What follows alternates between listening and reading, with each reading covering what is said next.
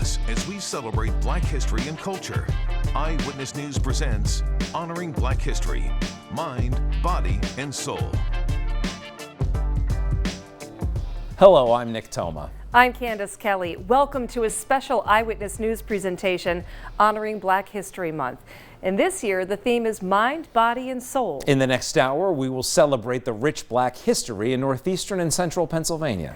And we will also focus on individuals who are making a difference in their communities and community leaders who are inspiring a new generation. So let's begin tonight with inspiration. Many business people of color in northeastern and central Pennsylvania face challenges that their white counterparts don't. WBRE 28, WYOU 22 Eyewitness News reporter Mark Hiller takes a look at how partnership among friends is helping overcome those obstacles.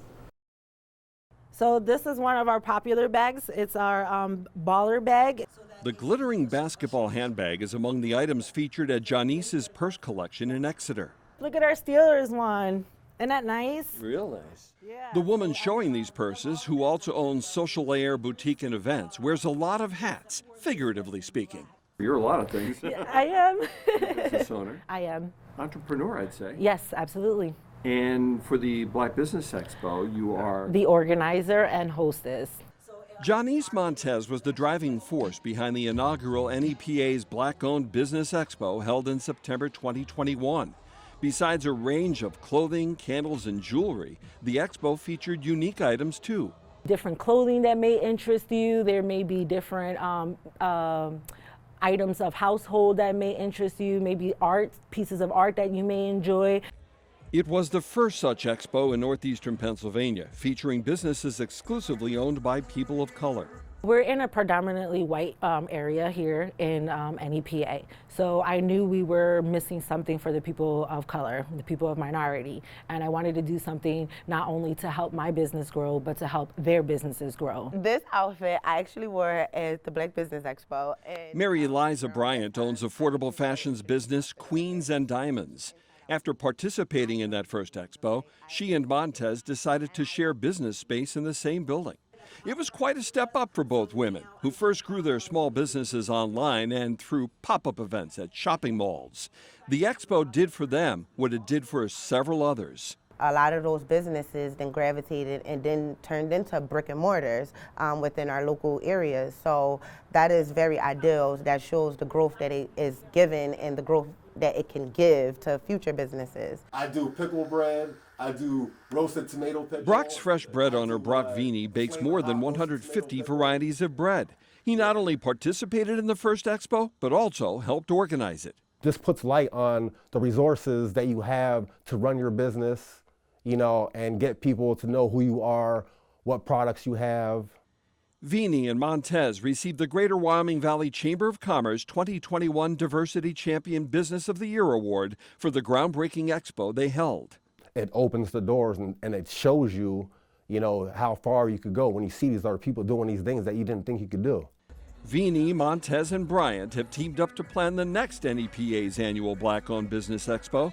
It's happening the last weekend of August at Mohegan Sun Pocono. Last year it was one day and we had 73 vendors, so I'm hoping to double the vendor amount, being that we have 2 days now, so quite a bit of growth. And quite an opportunity to bring a boost to a growing business community.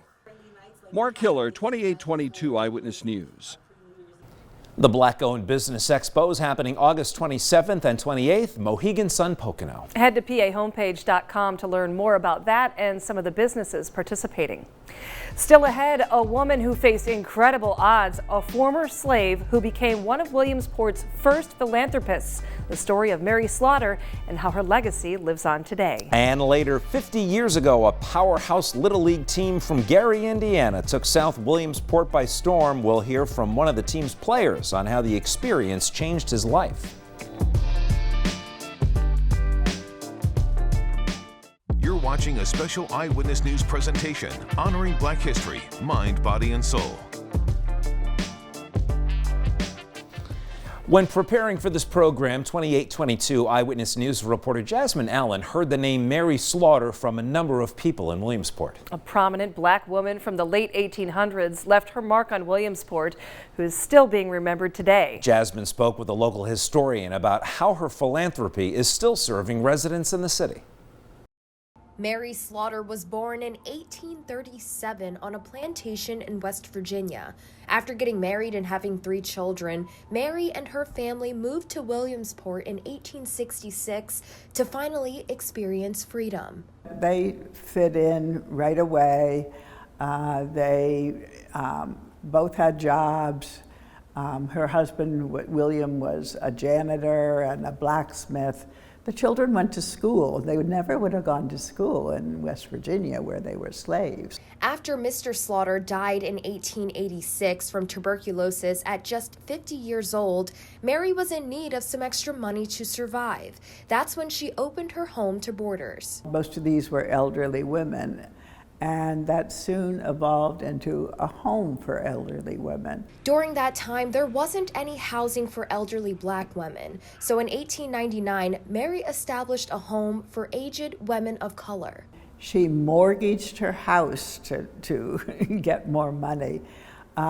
She, eventually built the whole complex, a whole new building. As a slave, Mary never learned to read or write, but that didn't stop her. She was very determined and advocated for funding for her home from political leaders. She went to Harrisburg, and she met with the House Senate Committee, and she got the home for the elderly colored women called a charity, and so it got state funding. Mary passed away in 1934 and is buried at the Wildwood Cemetery in Williamsport. The home was running up until the 70s. It still stands today and is located at 124 Brandon Place. It's currently an apartment complex. Now, more than 100 years later, Mary's legacy is still remembered in the community. I just have great admiration for her, using her gifts to support the community in that period of time. So that's how I think of her. In Williamsport, Jasmine Allen, 2822 Eyewitness News. In Monroe County, the NAACP has been part of the area for nearly 60 years. And the group continues to be a guiding force in the community. Recently, WBRE WIOU Eyewitness News reporter Sydney Costas sat down with the Monroe County chapter's president to talk about its impacts to the area. There's so many things that we focus on that doesn't just benefit people of color, but it benefits the entire community, because our focus is preserving the civil rights for every resident of Monroe County. The NAACP Monroe County chapter has been around since 1963. Its president, Krista Caceres, is originally from New York. Caceres says she's been involved in community service her whole life and was elated to find and become part of the Monroe County NAACP in 2017. I immediately felt like, wow, I have a home. So I became a member, and the rest is history. I became president in 2019. She tells us the group based in Stroudsburg has focused on registering thousands of voters in the community as its main objective across the decades. The Monroe County chapter has more than 200 members. As part of their mission, they have donated thousands of dollars in scholarships to high school students. They also work with those who have questions or complaints regarding possible civil rights discrimination. Service is essential, right? As a human being, service and giving back is number one. So we're very blessed in that area. Caceres says she works each day to spread awareness about the organization and to clear up any misconceptions some may have. Our membership is balanced of white and Black people, and our focus is not always on race. Our focus is on humanity. Our focus is on what all of us were given at birth, and that's the right to live freely. She tells me the chapter works with younger generations to educate them on their opportunities and to never underestimate their voices. You are the future, and anything is possible if you simply believe it, but you all must work together, regardless of whatever you look like or wherever you come from. We all must work together. In Stroudsburg, Sydney Costas, 2822 Eyewitness News. The Monroe County chapter always welcomes new members. After a 2-year hiatus because of COVID, the Monroe County chapter hosted its annual Black History Month prayer luncheon in person. Still to come, a double dose of inspiration. After years of working at a local penitentiary, a man finds his calling at a Lycoming County church. How he now shares the Word of God with his community. I'm really appreciative of my time with the Bureau, but I'm also appreciative of my calling. And we know Faith Lane from our PA Live Kitchen segments. Coming up, how she opens up her home and shares her faith with young adults, taking them on a new spiritual path in life. You're watching a special Eyewitness News presentation honoring Black history, mind, body, and soul. As part of our Black History Month celebration, we're taking a look at local people who have made an impact on their communities. A pastor in Lycoming County fits the bill with a very unique way of connecting with members of his church and the community. WBRE 28, WYOU 22 Eyewitness News reporter Jasmine Allen tells us more about his experiences in the church and how his congregation spreads positivity throughout different neighborhoods.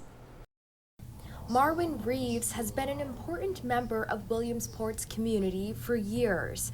Over a decade ago, he changed career paths and followed in his father's footsteps by becoming the pastor of Christ Community Worship Center, a move that is making a difference in people's lives and the community he serves. Of course, I've made enough excuses, but now the resolve to be present and accounted for is where I've settled to be. Pastor Reeves worked at the penitentiary in Lewisburg for more than 17 years, but felt the need for something more. He says he was called to preach the Word of God.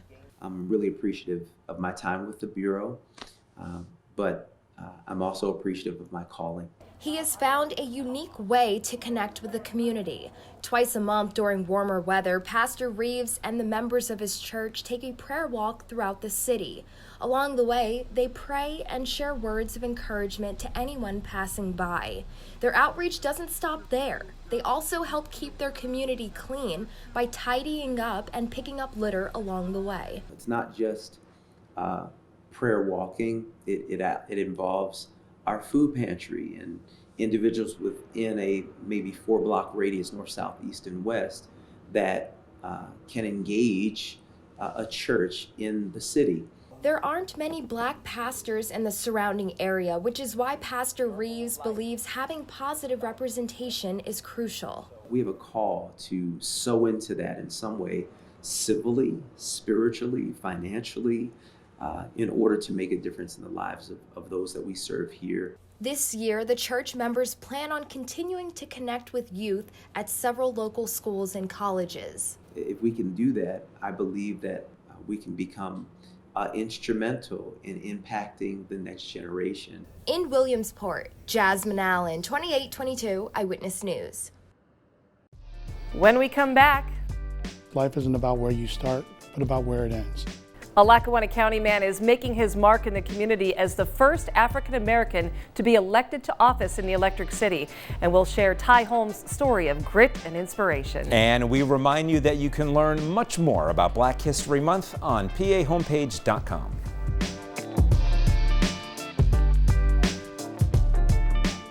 You're watching a special Eyewitness News presentation honoring Black history, mind, body, and soul. Enduring adversity is something a Scranton School District director has had to deal with his entire life. Ty Holmes is the first African American to be elected to an office in the city of Scranton. WBRE, WYOU Eyewitness News reporter Cody Butler shares his story.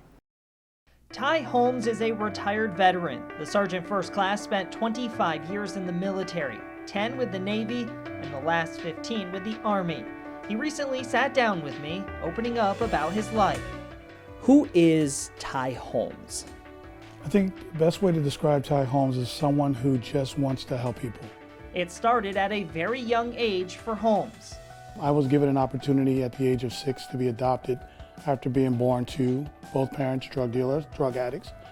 Holmes shared his early memories about his biological parents. Not taking care of me at all in any shape, way, or form, and my lack of development and issues from abuse. It was his adopted parents that helped set Holmes on a path to success. Life isn't about where you start, but about where it ends.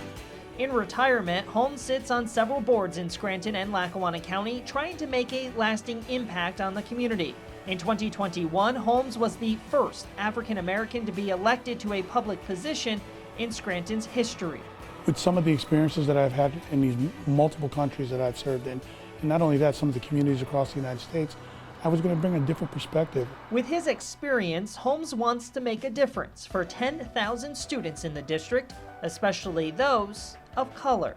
What made you run for Scranton School District Director? I wanted to be a voice that I could, sit on this board and say, are we really paying attention to all of the kids of the school district?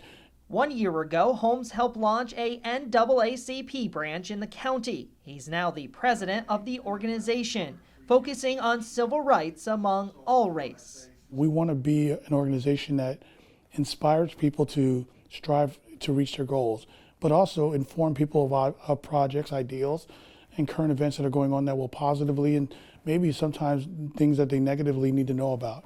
At the end of the day, Holmes says it's about being inclusive, working together, and ending any stigmas on race and religion. Look to the past to know where the future is going. Look where we were 40 years ago. Look how much progress we've made. And that didn't happen overnight. That happened on the backs of people working hard. Ty Holmes looks back on his 6-year-old self, remembering what got him here today. He says he wants no one to feel sorry for him, but he wants his story to empower others. For the rest of your life, you're going to deal with some level of adversity. What you have to do is find a way to overcome them. In Scranton, Cody Butler, 2822, Eyewitness News. February marks the year anniversary of the NAACP branch in Scranton. Coming up on Honoring Black History 2022. Most of us hadn't been past 25th Avenue in Gary, Indiana, so let alone Williamsport, Pennsylvania. We're heading to the Field of Dreams, South Williamsport in 1971, and learn about a team from Indiana that made history on the Little League Diamond.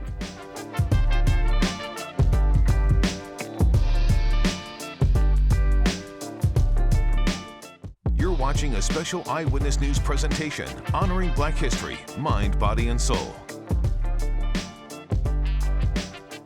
Coming up in late summer, South Williamsport will host the 75th edition of the Little League World Series. 50 years ago, Anderson Little League from Gary, Indiana, made it all the way to the championship game. Little League's creative department recently made a video about that team made up of all African-American players. The award-winning video features former Major Leaguer Lloyd McClendon, who was a 12-year-old phenom back in that 1971 World Series. WBRE WIOU photojournalist Joseph Butash takes us back to the summer of 1971.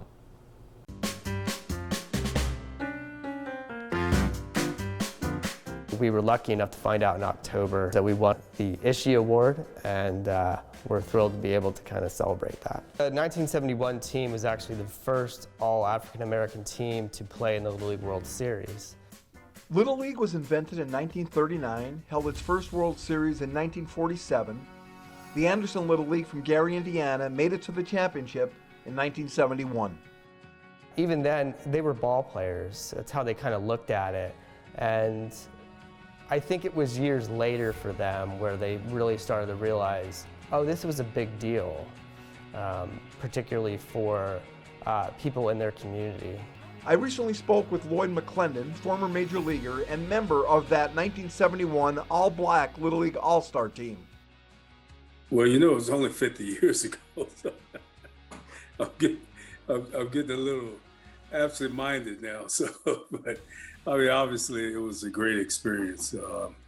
We had a lot of fun. Obviously, we're a pretty good team. But you realize the impact of what you did and the impact that you had on the country, because people 50 years later are still talking about it. So obviously at the time, being 12 years old, we were just playing baseball and having fun. I had no idea of the social impact, really the economic impact for my region, putting Gary, on the map. It was pretty exciting. Lloyd tells us the look of the Anderson Little League team was nothing different to young ball players. Being, an all-black team, which, from an all-black town, was not unusual for a 12-year-old kid. Most of us hadn't been past 25th Avenue in Gary, Indiana, so let alone Williamsport, Pennsylvania. And to arrive in Williamsport and see that field, for the first time is just a sight that you'll never forget. McClendon earned the moniker Legendary Lloyd during his Little League World Series appearance for his exploits, which included 5 consecutive home runs. He played 8 seasons of Major League Baseball with Cincinnati and Pittsburgh, and has managed the Pirates, Mariners, and Tigers. He is one of the players that really just stands out. He's probably one of the most dominant players that ever played in the Little League World Series. Lloyd tells Eyewitness News he credits his success at the major league level as a manager, coach, and player to lessons learned playing Little League Baseball and, of course, participating in the World Series here in 1971. He was pitching the championship game and was taken out. When I came out of that game, you know, my coach and my dad was right there, and they told me that they were very proud of me. You know, you did the best that you can do, and don't hang your head. We're very proud of you. Sometimes when you lose, you win, and that stuck with me the rest of my life. Even one small aspect that he learned was how to lose. I mean, they lost the game, but he learned how to do that. He learned how to do that with grace, and being able to take what he learned from losing and apply it to his career. I lived it, I experienced it, and thank God I had a dad that understood what was important in life and a coach that understood what was important. And winning a Little League baseball game wasn't everything. You know, it would have been great. And as our coach told us, we were champions of 99.9% of the world. You know, we didn't know the social impact that we were having at that time, but you know, looking back now, you realize that what you did was pretty special. In Lycoming County, I'm photojournalist Joseph Butash, 2822 Eyewitness News. Lloyd McClendon was enshrined into the Little League Hall of Excellence in 2006. To learn more about the Little League World Series, we've set up a link for you at pahomepage.com. When we return, the mayor of Williamsport made history 2 years ago and is now reflecting on the changes he's making in his community and his hope for the future. We'll chat with Mayor Derek Slaughter next.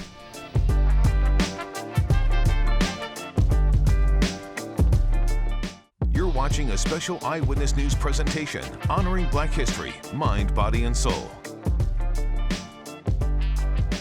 One local figure has made an impact in Williamsport. Mayor Derek Slaughter made history in 2020 when he was elected mayor of Williamsport, and he's the city's first mayor of color. But he's been making an impact on the Williamsport area for many years, first as an educator and now as a mayor. WBRE 28, WIOU 22. Eyewitness News reporter Jasmine Allen has more from Mayor Slaughter about his professional journey and what inspired him to get involved in politics. In 2020, the city of Williamsport welcomed their first ever Black mayor and Democrat in nearly 30 years, Derek Slaughter. I was very grateful that the citizens and the voters of Williamsport, put their trust in me to lead the city forward. And, it's my goal to continue to live up to the trust they put in me. Before taking his seat, Mayor Slaughter taught math at Williamsport Area High School and Penn Tech. He also coached girls basketball. Seeing some of the city's basketball courts in need of repairs, he decided to make a difference in his community and run for a seat on city council. During my time on city council, I enjoyed it. And I thought I could make a greater impact in the city as mayor. Decided to run for mayor, and here I am. He had a set of challenges. Slaughter came into office right before COVID-19 hit. The first 2 years we had the pandemic, and we had a lot of challenges that came along with that. In spite of all of that, we've got a lot accomplished. Those accomplishments include several recreational and public safety projects, relocating City Hall and the police department after complications with mold and water posed problems. He stresses that positive representation matters, and Mayor Slaughter hopes to see more kids of color going after their goals. Another part of this job, I think, that is very rewarding, to be able to just motivate, encourage folks to chase their dreams, literally, and help them hopefully come to fruition. In Williamsport, Jasmine Allen, 2822 Eyewitness News. The Wilkes-Barre branch of the NAACP presented their annual Martin Luther King Jr. program in January in a virtual setting. The theme of this year's event, It Starts With Me. The event featured a number of speakers highlighting the message of Dr. King. Committee member David Yonkai noted the program always featured a unique and compelling message about the mission of equality and social justice that is timeless. We have a link to the program on our website. And we have a host of other stories highlighting Black History Month on PAHomepage.com, including stories from our Next Star stations across the nation. They're stories of history, inspiration, and hope, and we invite you to take some time to check out those stories. Still ahead. This time, Lord, that you've given us to come together, Lord, and share. Helping teens through some troubling times with prayer and faith. And Pennsylvania born and still making music with the family. We'll hear from a founding member of the legendary Sister Sledge.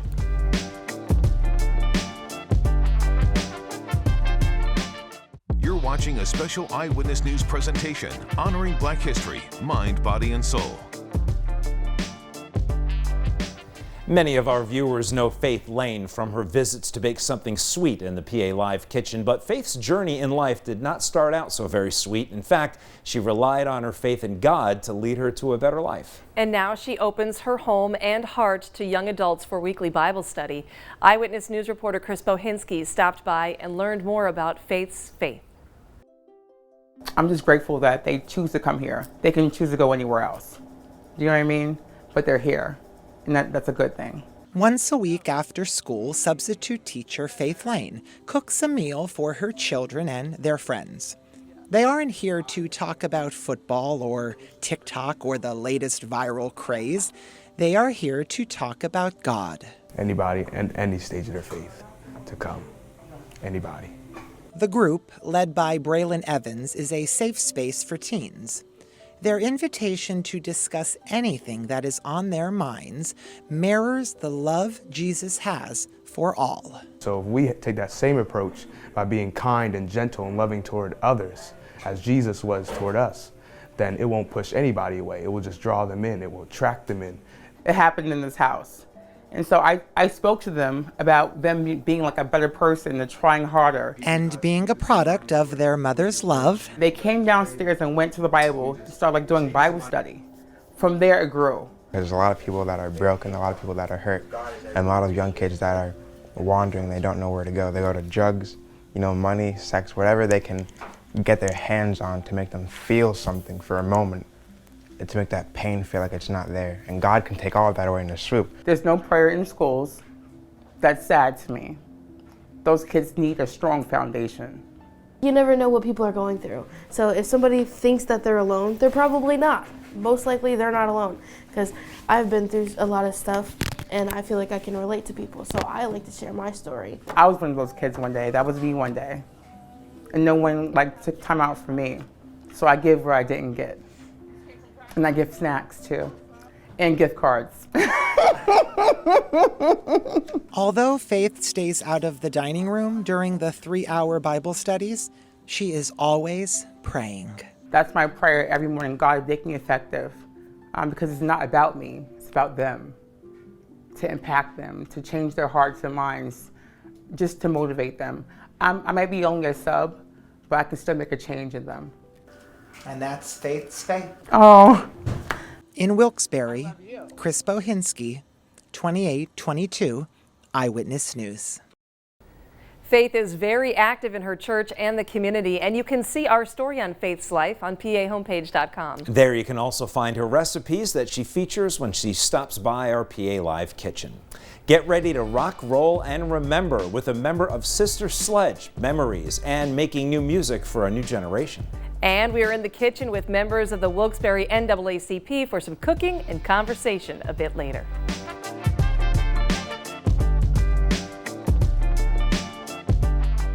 You're watching a special Eyewitness News presentation honoring Black history, mind, body, and soul.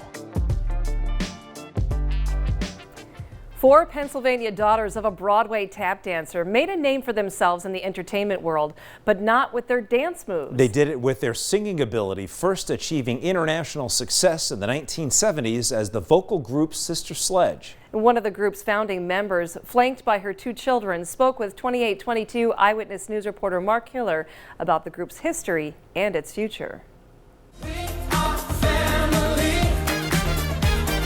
It's the title track from the 1979 album We Are Family, given the 2022 touch. The song and album propelled the group of four Philadelphia sisters called Sister Sledge to the top of the music world. Founding member Debbie Sledge compares the success of the quartet's third studio album to a dream. We were having fun, so it was all, like I said, a dream. It snowballed actually in a very fast way from what from my experience. That was pretty fast because we were just having fun singing together. But the stars were in alignment for Sister Sledge. Even the 1979 World Series champion Pittsburgh Pirates adopted We Are Family midway through the season as a rally anthem, playing it after every win right up through the final game. We happened to hear it on the radio, and the announcer is saying, whatever he was saying, 50,000 people are singing We Are Family. This is amazing. And we were absolutely blown away. And to think a sister singing act is something Sledge says wasn't initially a goal. I always say that we didn't intend to do a group. I think the group was created. It was just a God thing. It was created. And so we were just flowing in that. The music of Sister Sledge has entertained audiences and influenced artists for generations. I don't know if people know what significance they have. That's why it's important for us to just do what we love doing and do it with integrity and serve others. Just go for it with the right heart.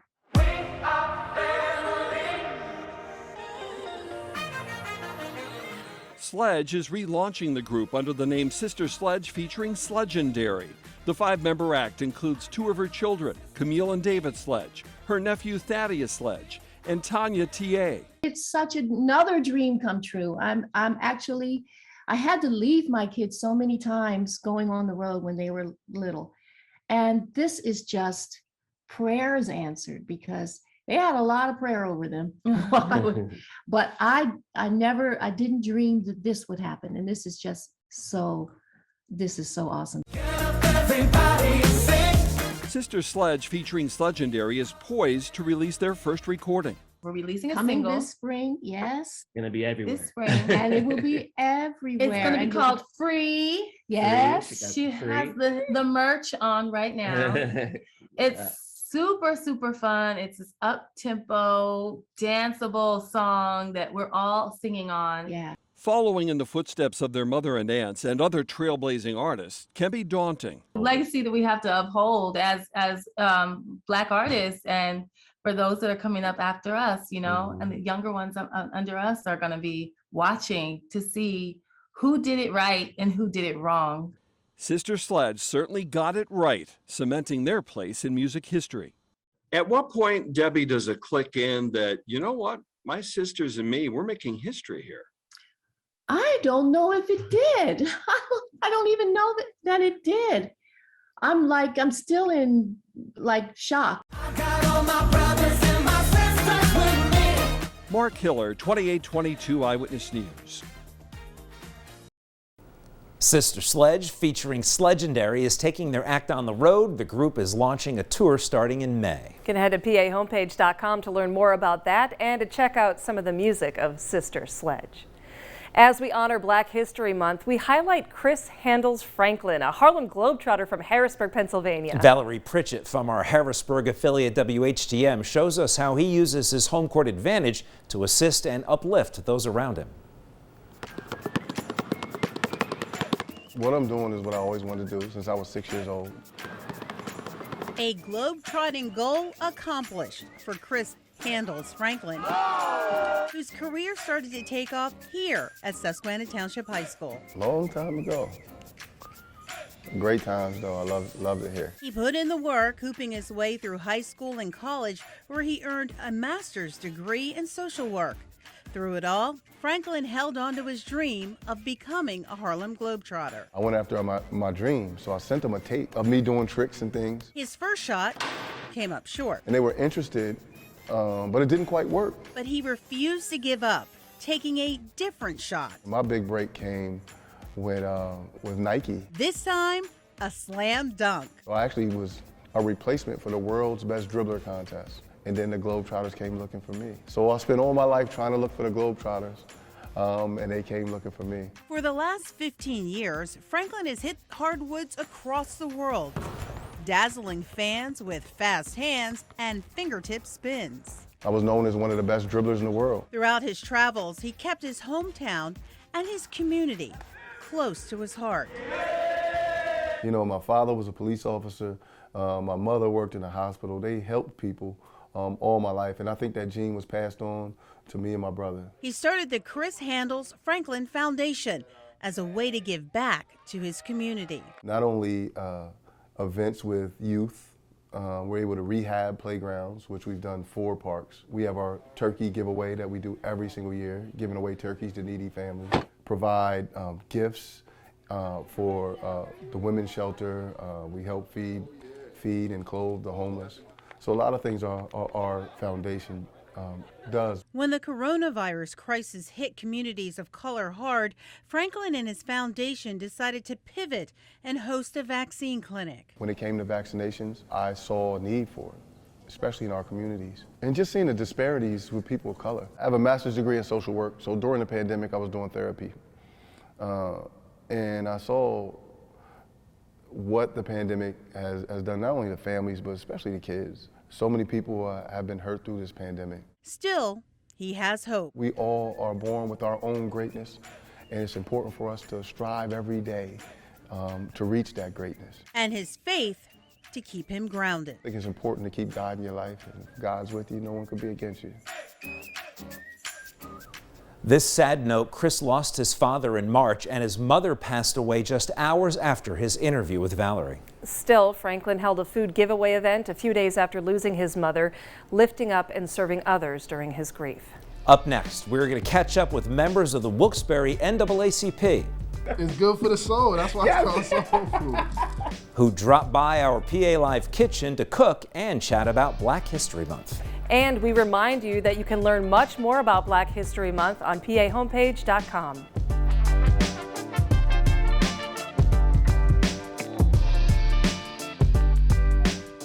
You're watching a special Eyewitness News presentation honoring Black history, mind, body, and soul. The Wilkes-Barre NAACP welcomed a new president last year, and it's been a busy first year working to bring the community together. 2822 Eyewitness News reporter Nicole Rogers met with members of the local branch in our PA Live kitchen to talk about the importance of the organization in our community and food that's good for the soul. Chicken and waffles. Just one of the dishes Jamel Caliste is known for when he is a guest chef at any PA MR Lounge, a Luzerne County restaurant known for its southern cooking. He stopped by our PA Live kitchen to cook and chat. It's good for the soul. That's why it's called soul food. And that isn't all he's known for. Caliste is the president of the Wilkes-Barre NAACP, the youngest person to ever hold that position. The NAACP has been here since 1930. That's almost 100 years. So if an organization like the NAACP can thrive in an area like this, that only means that it has been accepting. To show that community spirit and acceptance, he teams up with NEPA MR Lounge for a Sunday brunch full of comfort foods, and everyone is invited.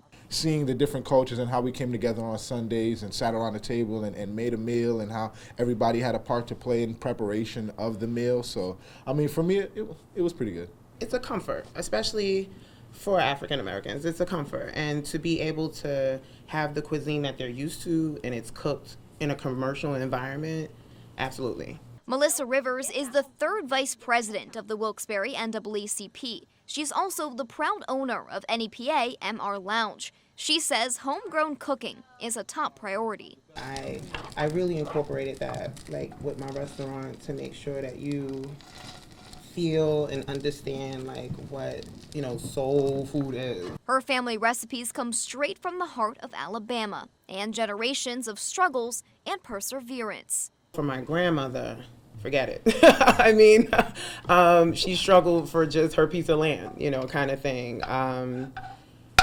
Then, my mother was kind of seeing what was wrong and was in that struggle of like, how do I get out of this? So that was good for me to have the confidence to even do what I'm doing today. Both Rivers and Caliste say Black History Month is a time to not only look at the progress that has been made, but to have conversations about where we go from here. I celebrate Black History every day of the year, but more so in February, there's a lot of programming, a lot of different things that go on. So Black History Month to me is just a month-long celebration of just how far we've come and how much more we have to go.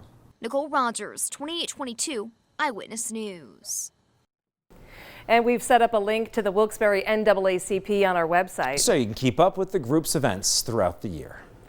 Thank you for joining us for this special presentation honoring Black History Month. We hope you've enjoyed all the stories and the achievements and accomplishments of those in the Black community in northeastern and central Pennsylvania. And we have more stories to inspire you on PAHomepage.com.